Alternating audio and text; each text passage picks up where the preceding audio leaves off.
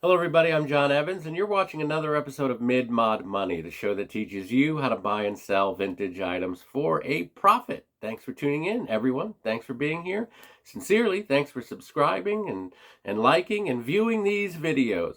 We have an amazing video today because it is a topic that is near and dear to my heart, and it is a themed episode, part of our wildly successful series of themed episodes, and this one is no exception. I'm talking about, of course, vintage cookie jars. Yes, people collect cookie jars.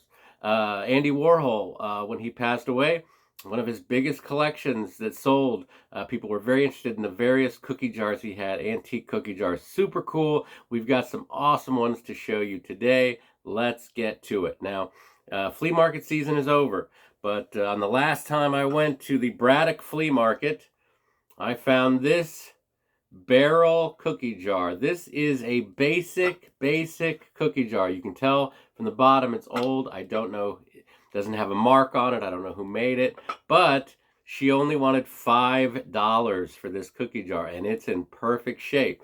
Now, it's not terribly valuable. It's about $25 because it's a basic design. It doesn't have great color. It's just a barrel that says cookies, but super old.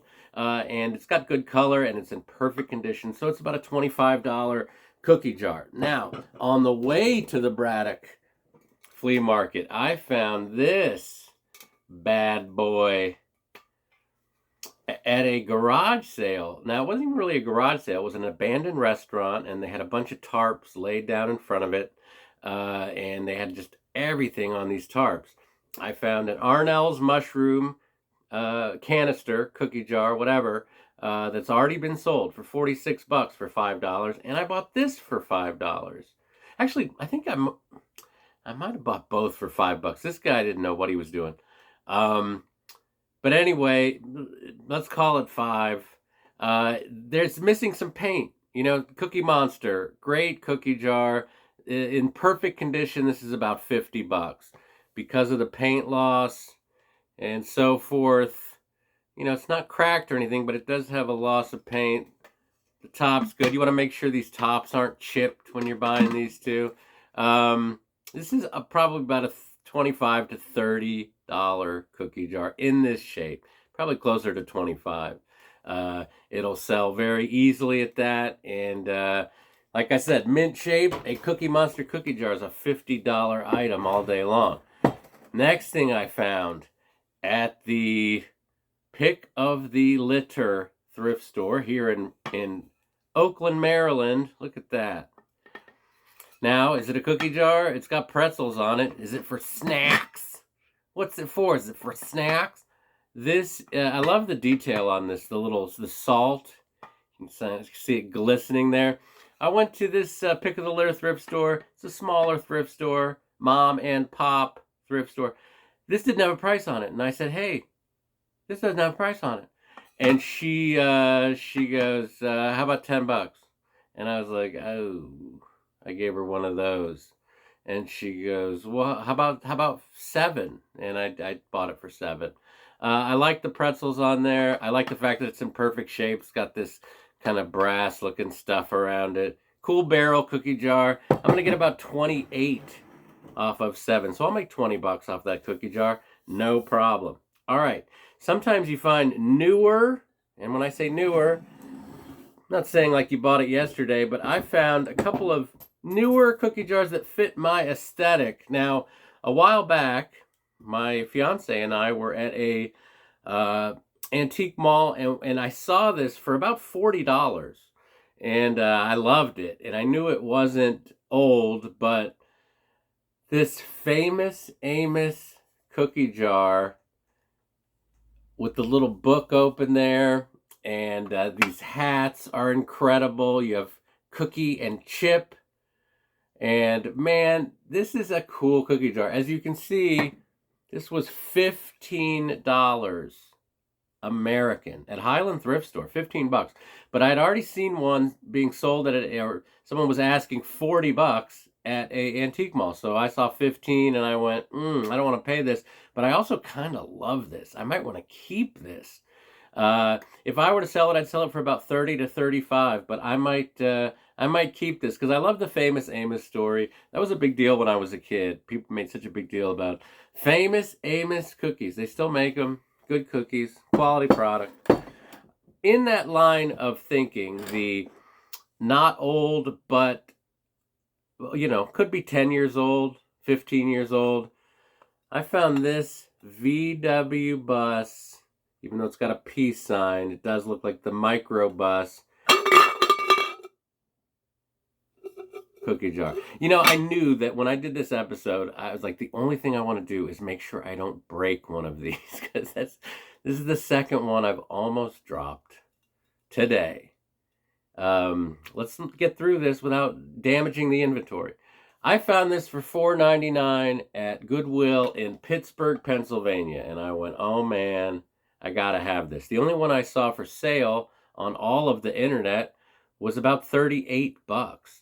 I think it's about, to me, it's probably closer to $30 because it's got, you'll sell this to a VW collector, someone who's into hippie piece stuff will buy this. But $4, I'm going to get about 30 bucks for it, 28, 30 bucks for the cool VW cookie jar that almost just got broken. Next thing I found, very recently, I found this at the Red, White, and Blue thrift store in Pittsburgh, Pennsylvania when I was tending to my booths.